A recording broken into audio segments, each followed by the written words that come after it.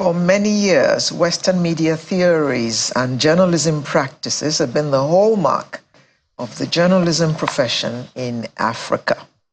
However, the globalized nature of our world, which has become interconnected and interdependent, spawned the increasing technological changes, underlines the importance of analyzing journalism practices and new media in Nigeria from a global perspective. So the birth of the internet and the growth of online news media have both affected the practice of journalism in many, many ways. The Guild of Editors is meeting this weekend in Bayelsa State. And I'm pretty certain that these are among the things they're going to be talking about.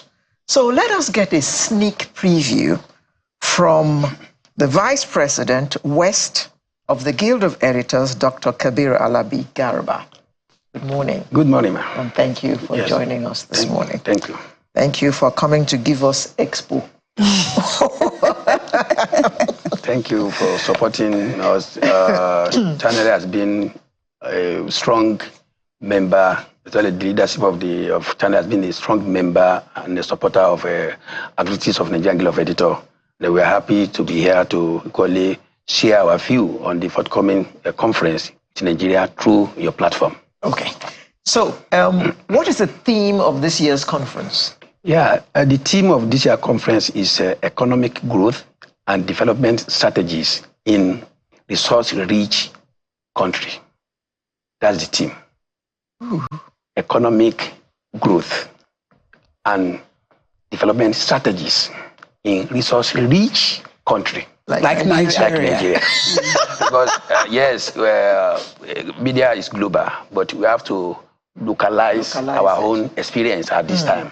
That's why we pick on that economic growth. And I'm sure that's on the back of all of the things happening around the country. Yeah, and, in the last 1 year, or in the last 20 months, or thereabout. Oh, yes. Yeah. Well, since the inception but there is a kind of subtitle to that effect, because we can't be talking about economic growth without something on our practice, media practice. I was saying now, viable and sustainable good practices in the managing the media space. Media space challenges. So talking about that one, just the conversation we just had, let me quickly take you, to it. Technology. We're talking about digital media. I know a lot of even the conventional, traditional media, they are also operating in, the digital space. Yeah. And we were talking about the issue of, disinformation, misinformation. We were asking our guests, how can people fact check? But I would say, how do you think the people should decipher that which is fake from that which is true? Thank you. Certainly, that is why the existence of media is very, very important. Media serve as the stopgap between the people and society, where as a social institution, we help people to shape their opinion, their view about the world. Certainly, fast-checking about the information, the media content, is a primary responsibility of the media. And that is why media needs to be vigilant and then assertive always, to be able to perform this role creditably, because there's no way the entire citizenry can really determine what is fake or what is genuine. But and then that's the essential role of editors, because they are gatekeepers. They have to do that one on behalf of the society, for the society to continue to grow in leaps and bounds. And so you would suggest that when people see news, they can also go online. For instance, of course, Channels is online, and we have other media. Virtually. Yes, online. So if you get that news, you can quickly also run to the website of this conventional media who are also, you know, present. And that's the difference between the traditional media and the so-called the social media, because the principle of checking, gatekeeping is very strong in all the traditional media. It doesn't mean that when we say traditional media or mainstream media, we are talking about the resources, the capacity to do the job of media, to mediate between the people and society. And then because the credibility of the traditional media is equal at stake. Because once you lose that credibility, you lose the support, the confidence of the society, of people, and then you are no longer in business. That is why it's very important that we in the mainstream media, the traditional media, we need to assist the society to check the menace of fake news, hate speech, and then provide verifiable and very important information to the public, because we need society without information. We know the consequence of that. We can't live without information, and then the pathway of that information, which is the media, has to be up and doing in ensuring that we guide the society appropriately and rightly. And you also make sure that you guide the journalists who are putting out this report, because sometimes oppressive governments are in power who don't particularly like journalists. Journalists have been known to have been kidnapped. Some have been known to have been murdered in line of their duty. So what is the Guild doing to try and protect their own from behaving in ways that will land them in that kind of hot soup?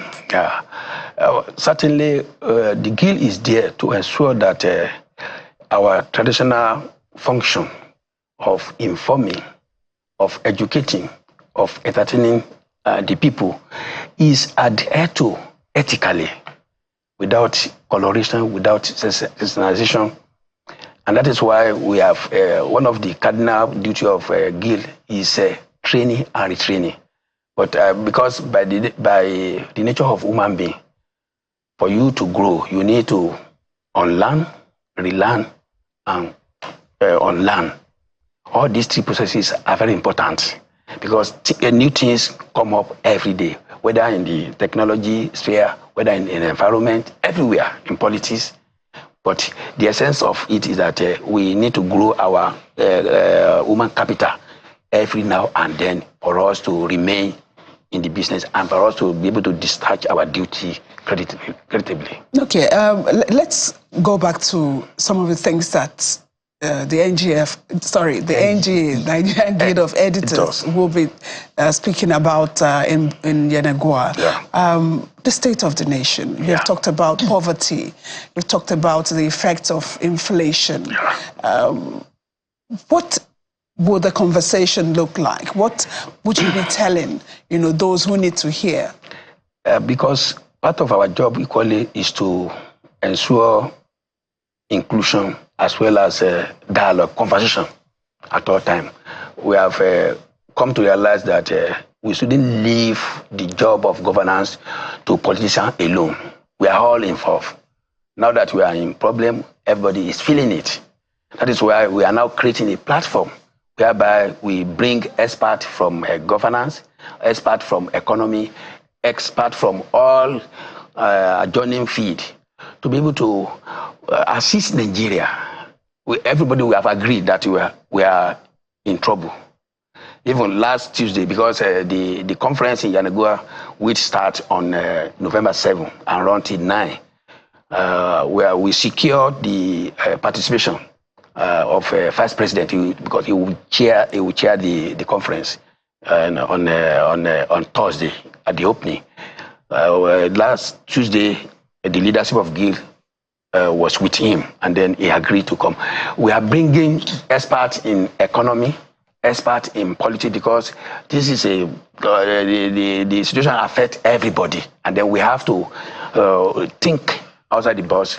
We have to engage in the leadership thought process to ensure that we come out of this quagmire, safely, and then we deliver ourselves, creditably.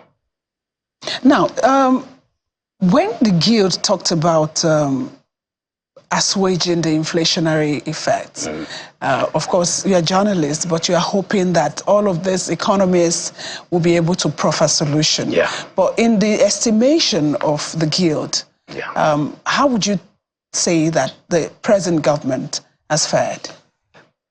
That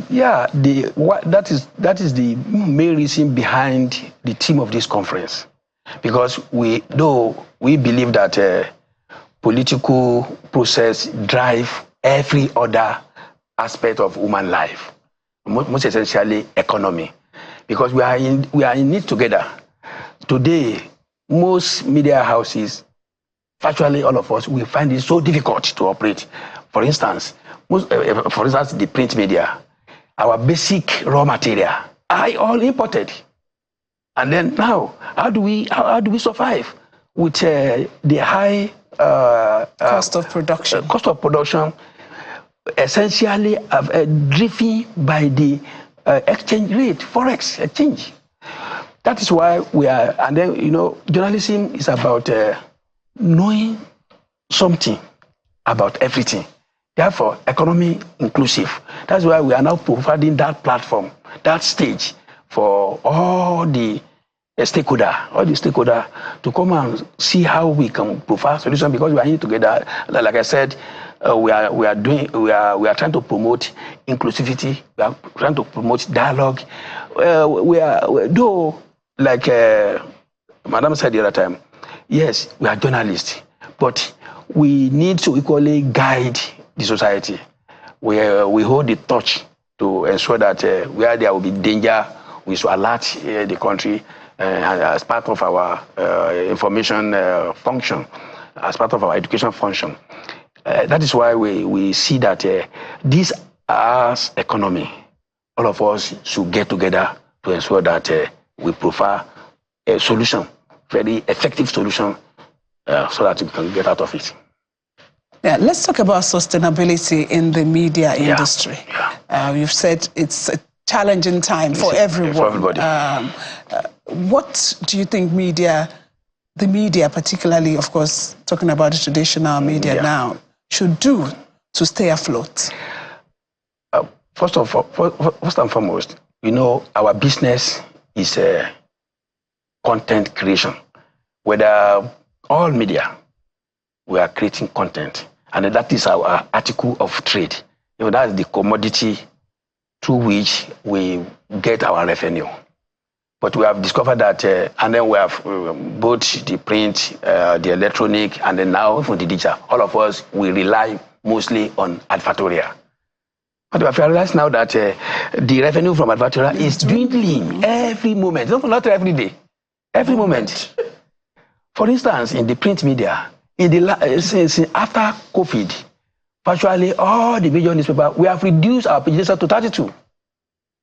It's because there's no corresponding advertorial content to support our editorial content. And most of the time, we are newspaper, we are not advert paper. But now everybody has gone back to the drawing board. What can we do else to survive? We know the impact is very huge on everybody. And besides, people don't buy newspaper. People don't buy newspaper because, and then that's part of the effect of digital. You can with your phone, with your mobile, you can read, and then all of the papers. All of the papers. And watch the TV stations. TV station. Even radio stations. Even radio stations. Now we have all this global radio village whereby all the stations in the world, you can listen to any. Therefore, that is the challenges. Therefore, we have to go back to drawing board. And since we are content creators, what will our readers, what will our listeners, what would they love to hear? We now have to work in sync with our audience as a matter of priority. Because I know for years and up to now, they say that content is king. Yes, it's king. But what do my reader, what they want to read, what they want to listen to? Through that, we can begin to design other. So within our traditional function of informing, we can begin to come up with a product that will assist us to sustain our business, to be able to continue to do what we love. Fortunately for us, it is only media that our function is even captured in the Constitution. Now, on a lighter note, okay, is there any message that the Guild will be giving to the president on behalf of the Nigerian people? Certainly. That is why even we are inviting the vice president. So he will be there to listen. The message is that yes, Nigeria belongs to everybody, and this problem all of us must find solution to it. But that is only a way Nigeria can continue to exist as Nigeria. Today, Nigeria face existential threat. Yes. In every aspect of our life. And then the essence of leadership, especially government, is about securing the welfare and security of the citizen, of the people. That cardinal function is there, and that is what NGE is reinforcing. That Mr. President and all his team, they should continue to work hard to ensure that this country continue to exist, both locally and internationally.